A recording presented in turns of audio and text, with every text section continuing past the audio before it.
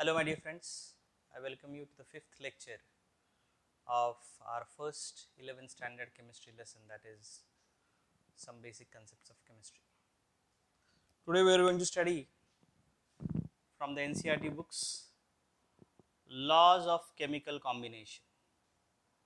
Laws of chemical combination, reactions के बारे में लॉ होगा.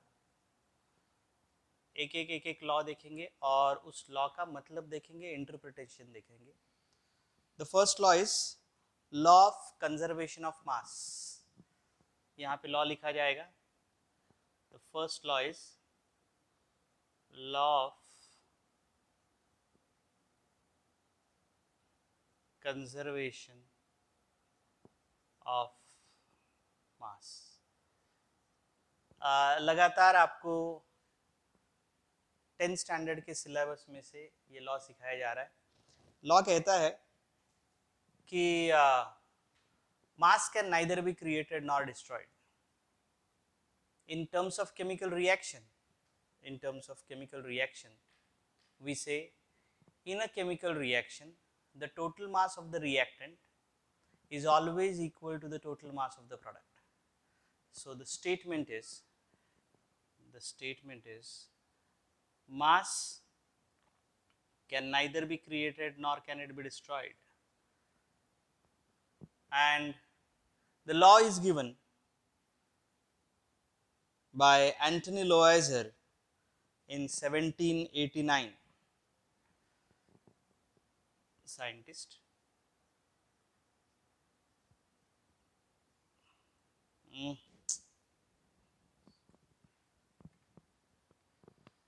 ये भी इसको भी ठीक लिख देते थोड़ा. Law of conservation of mass statement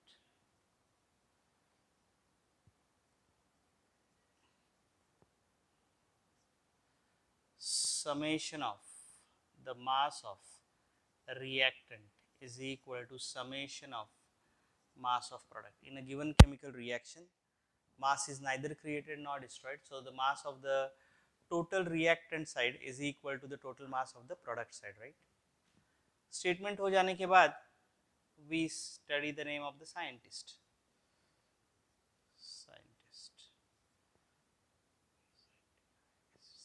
who discovered it. Anthony Lavoisier, and year 1879. Now one example. We'll be studying this later on, but possibly 8th and 9th standard you might have done that. Let us take a chemical reaction and let us prove this very simple fact. We'll take some 10th standard reaction. Carbon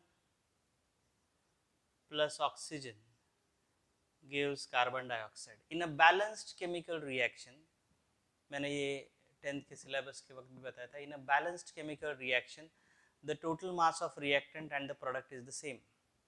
यहाँ पे carbon plus oxygen is equal to carbon dioxide. आगे का छोटा सा concept आपने पढ़ा होगा. What is atomic mass number? Atomic mass number is nothing but ये अपने वेबसाइट idealcoachingclasses.com के वेबसाइट के ऊपर डेमो लेक्चर्स में एक्सप्लेन किया गया है कि एटॉमिक मासेस क्या होते हैं और किसके एटॉमिक मासेस कितने होते हैं. तो कार्बन का एटॉमिक मास जो है, कार्बन का एटॉमिक मास है 12. एटॉमिक मास नंबर क्या है? वही लगभग एटॉमिक मास होता है, कभी कभी उसमें डिफरेंस आता है. Atomic mass number is the summation of the number of protons and neutrons inside the nucleus, right? Carbon का एटॉमिक नंबर है 6, एटॉमिक मास नंबर है 12. Atomic mass number is defined as the protons plus neutrons inside the nucleus, so it is 12.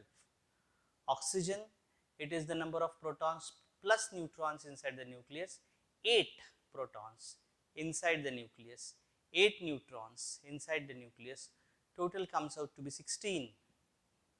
There are 2 atoms, so 32, and the answer is 44.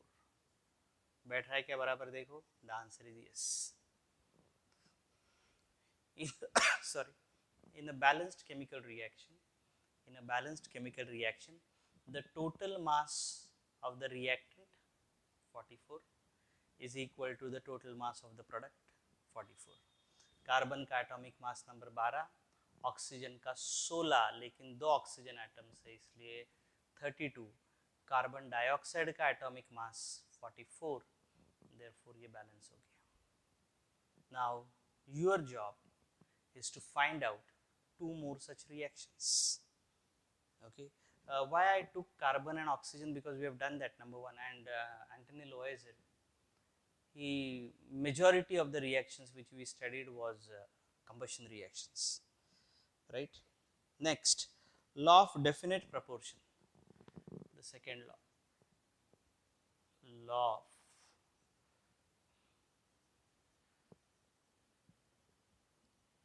definite proportion.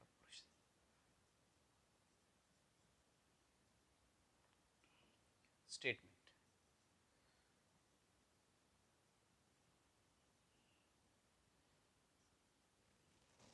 Definite का मतलब हमको मालूम है, ये एक, मैं डेफिनेटली कह सकता हूं कि ये सिलेंडर है, ये मैं डेफिनेटली कह सकता हूं कि ये कैलकुलेटर इज पैरेललोपाइड, डेफिनेट है. So law of definite proportion क्या कहता है कि if you have a pure compound obtained from natural phenomena, artificial phenomena, synthetic phenomena, semi synthetic phenomena, कहीं से भी, लेकिन अगर आपके पास वो ही कंपाउंड है तो उस कंपाउंड में there will be definite fixed number of atoms in definite proportion by weight as well. उदाहरण से समझेंगे. प्राउड्स ने जो एक्सपेरिमेंट की वो क्यूप्रिक कार्बोनेट की थी, हम थोड़ा अलग लेंगे. If you take water, so scientist के नाम भूल गया मैं बताना,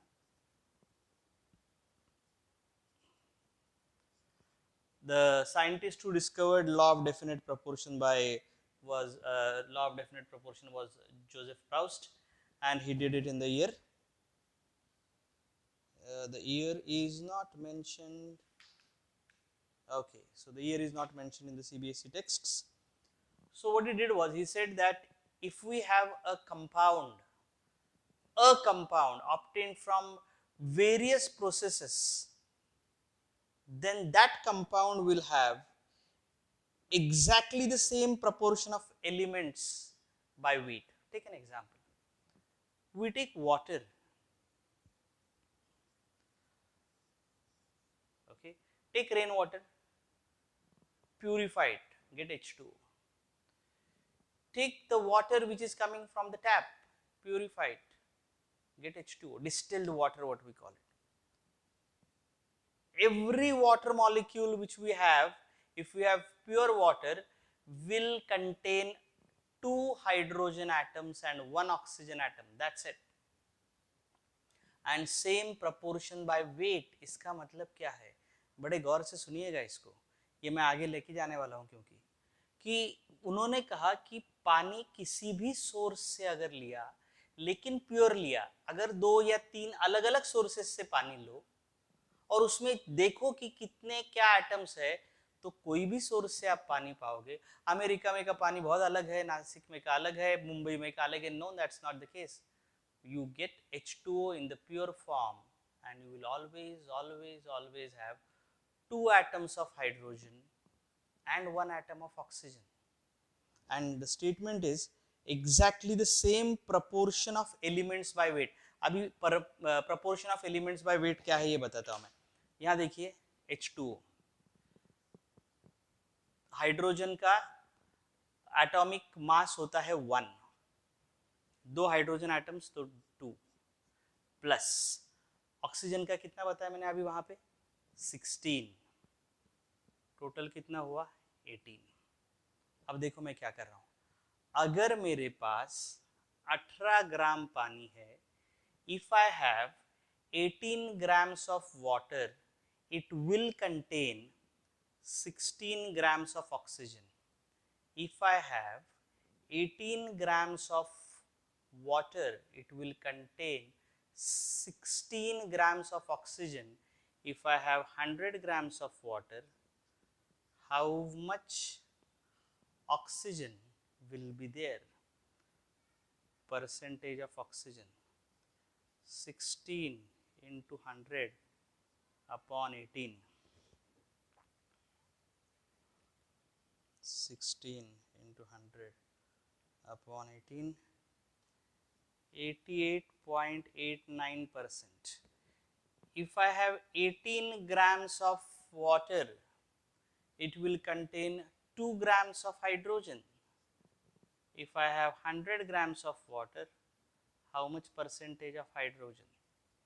Percentage of hydrogen, 2 into 100 upon 18, 11.11%. Ab, what am I trying to tell you? Understand the statement once again. He stated that a given compound, a given pure compound, always contain exactly same proportion of elements by weight. पानी कहीं से भी लो, as I was telling, Nashik, Mumbai, New York, anywhere, उसमें कितना प्रतिशत oxygen होगा और कितना प्रतिशत हाइड्रोजन होगा ये तय है. It will always contain 88.89% of oxygen and 11.11% by weight of hydrogen. Definite. Okay, so this is the law of definite proportion. The next one is law of multiple proportion. The third statement is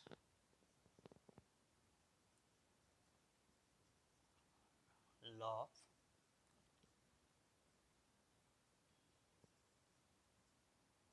multiple proportion. What is the statement?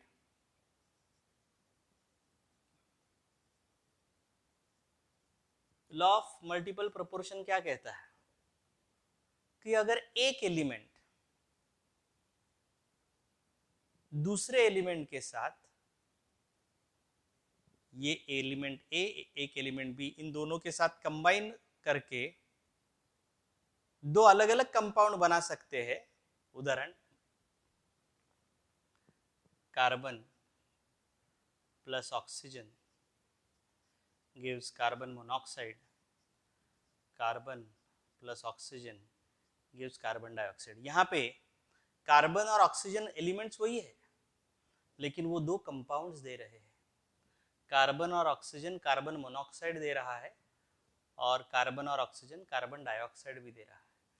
Two elements forming two और more compound. Sulphur का भी वैसे, sulphur dioxide, sulphur trioxide and so on and so fourth. तो अगर दो element एक दूसरे के साथ रिएक्ट करके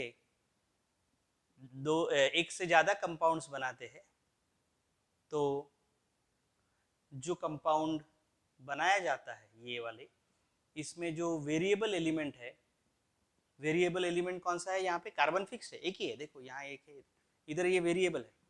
the variable element will have the weight will be in a fixed ratio. ये लॉ जो है, law of multiple proportion, Dalton ने 1803 में दिया था.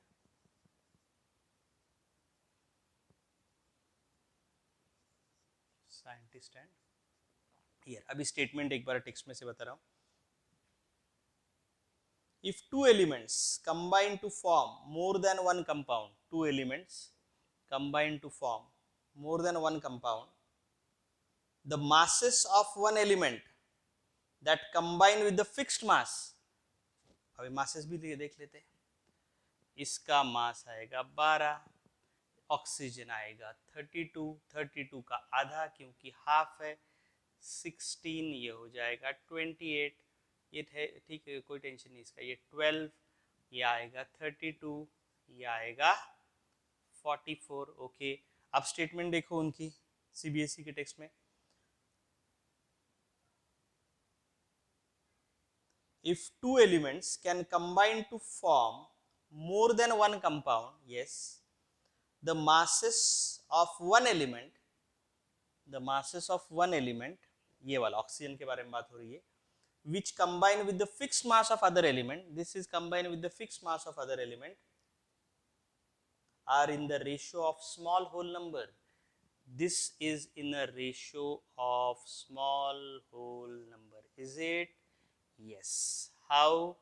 It is case 1, केस 2, दोनों जगह पे कार्बन तो 12 ही है. Oxygen in case 2 upon weight of oxygen in case 1, 32 upon 16, that is 2:1, simple whole number ratio. That is what is law of multiple proportion. Okay, now the big one, before we start the last one, fourth, Gay-Lussac's law.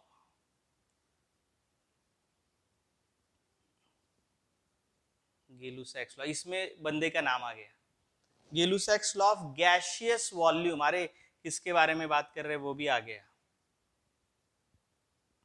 Of gaseous volume. Gay-Lussac's law of gaseous volume. ये बंदे का नाम Gay-Lussac है. उसने 1808 में ढूंढा है वो. तो स्टेटमेंट हो गया.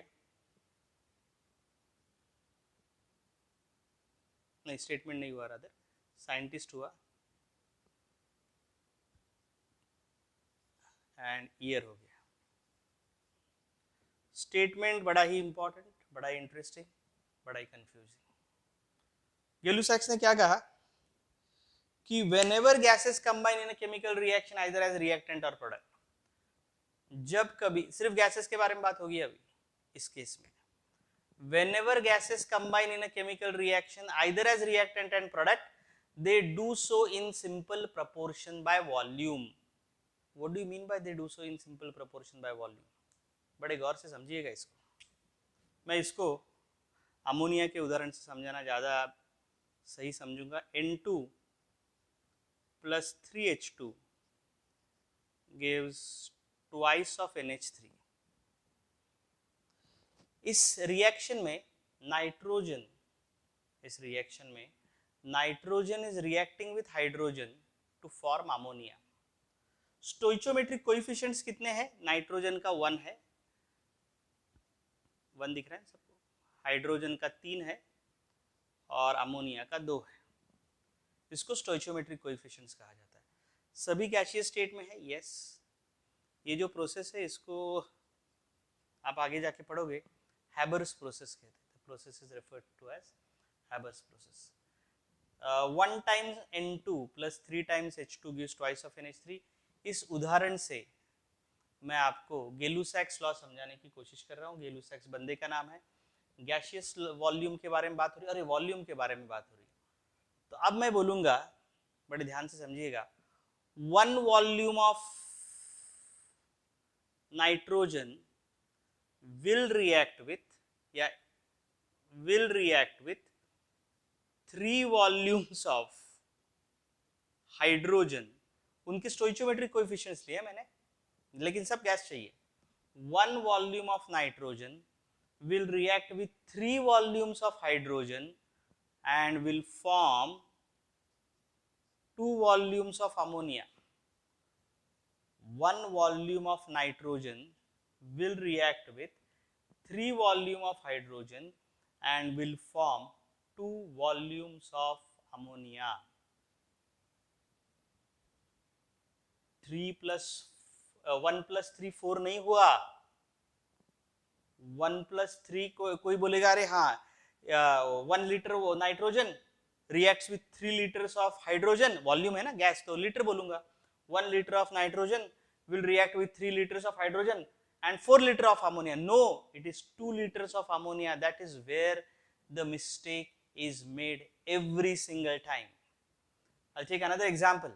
Okay, एक ही बार ऐसा हुआ है कि मैं 2 उदाहरण ले रहा हूं, so please understand the importance. I'll write down over here itself. H2 plus half O2 gives H2O. Steam है ये, गैस. इसको आपको ये अच्छा नहीं लगता शायद कुछ लोगों को, ठीक है, ऐसे लिख दो 2 times H2 plus O2 gives twice of H2O। यहाँ भी मतलब समझो, इसका मतलब है 2 volumes of hydrogen will react with 1 volume of oxygen। 2 volumes of hydrogen will react with 1 volume of oxygen to give 2 volumes of water। It is not 2 plus 1 is equal to 3। 2 volume hydrogen के 1 volume oxygen के साथ react करके 2 volume H2O steam बनाता है। So whenever gases take part in a chemical reaction, either as reactant or product, they do so in simple proportion by volume, provided that the volumes are measured under similar condition of temperature and pressure। That is the last significant part about the law, provided that the volume is measured, the volumes are measured under similar condition of temperature and pressure। चलिए अब आखिरी law जिसका नाम है अवोगाड्रोस law. नाम आ गया वापस उसमें, कोई टेंशन नहीं है। फिर इनका बहुत भारी, बहुत जबरदस्त कंट्रीब्यूशन रहा है, आगे जाके पढ़ेंगे हम लोग। फिफ्थ लॉ,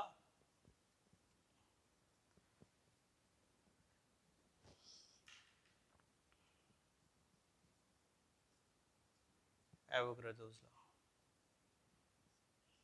तो नाम सामने आ गया, स्टेटमेंट देखिए, it was given in the year 1811। The statement is very simple again, gases के लिए ये भी, this law and this law is for gas. Equal volume of gases,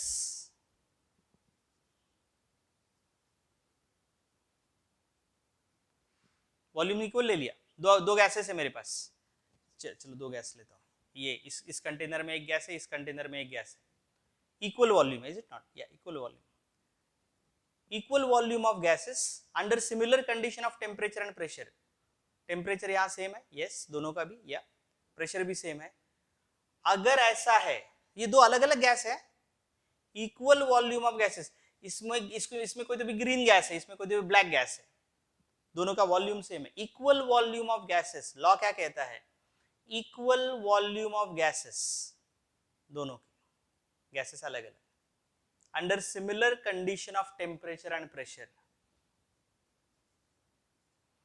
contain the same number of molecule. इसमें जितने molecules रहेंगे green gas के, इसमें उतने ही मॉलिक्यूल्स रहेंगे ब्लैक गैस के। इक्वल वॉल्यूम ऑफ गैसेस, यह स्टेटमेंट ऐसे ही है, equal volume of gases at the same temperature and pressure should contain equal number of molecules, and that was very very significant। Okay, why it is significant, later on we'll study when we study the ideal gas equation, PV is equal to nRT, और तब इसकी अहमियत हम सब लोगों के जहन में आ जाएगी, राइट?